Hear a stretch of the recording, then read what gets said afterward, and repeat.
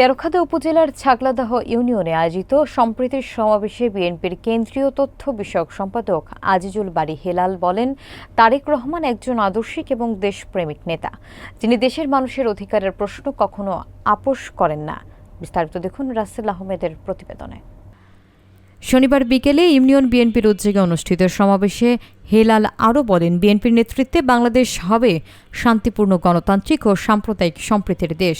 পরিকল্পিতভাবে দেশকে অস্থির করার চেষ্টা চলছে, কিন্তু দেশের জনগণ বিএনপির পাশে রয়েছে। সমাবেশে সভাপতিত্ব করেন ছাগলাদাহ ইউনিয়ন বিএনপির সভাপতি এস.এম. ইমদাদুল হক, সঞ্চালনা করেন রাজু বিল্লা। বিশেষ অতিথি হিসেবে বক্তব্য রাখেন জেলা বিএনপির যুগ্ম আহ্বায়ক খান জুলফিকার আলী জুলু, মোল্লা খায়রুল ইসলাম জেলা যুবদলের আহ্বায়ক এবাদুল হক রুবায়েত, উপজেলা বিএনপির সম্মেলন প্রস্তুতি কমিটির আহ্বায়ক চৌধুরী কাউসার আলী এবং জেলা যুবদলের যুগ্ম আহ্বায়ক গোলাম মোস্তফা তুহিন। অনুষ্ঠানে অন্যান্য নেতৃবৃন্দদের মধ্যে উপস্থিত ছিলেন উপজেলা বিএনপির সাবেক আহ্বায়ক চৌধুরী ফখরুল ইসলাম বুলু, এফ.এম. হাবিবুর রহমান, মোল্লা মাহবুর রহমান সহ আরও অনেকে।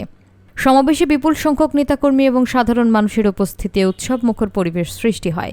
নেতারা আসন্ন আন্দোলনে সক্রিয় থাকার অঙ্গীকার ব্যক্ত করেন।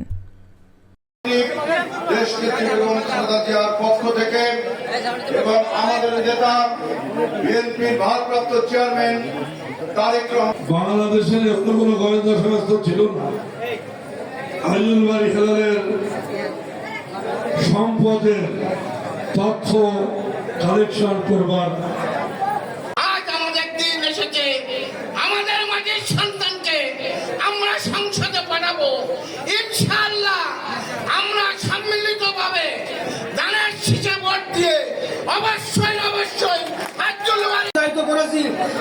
পৃথিবীর কোথাও কোনো নজির নেই যে কোনো দেশের প্রধানমন্ত্রী তার মন্ত্রী পরিষদ এমপি সহ সমস্ত নেতাকর্মী এইভাবে পালিয়ে যায়।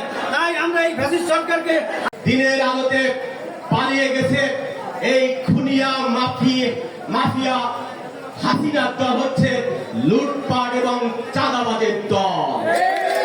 ছাত্র দলের সোনালী অতীত, বাংলাদেশ জাতীয়তাবাদী দলের কেন্দ্রীয় তথ্য বিষয়ক সম্পাদক জনাব আজিজুল বারী হেলাল প্রধান অতিথি হিসেবে উপস্থিত রয়েছেন।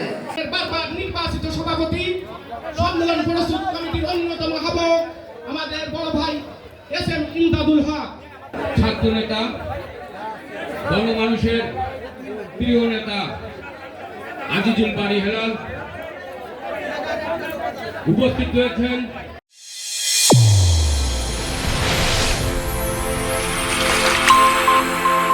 চ্যানেল A1 হৃদয়ের স্পন্দন।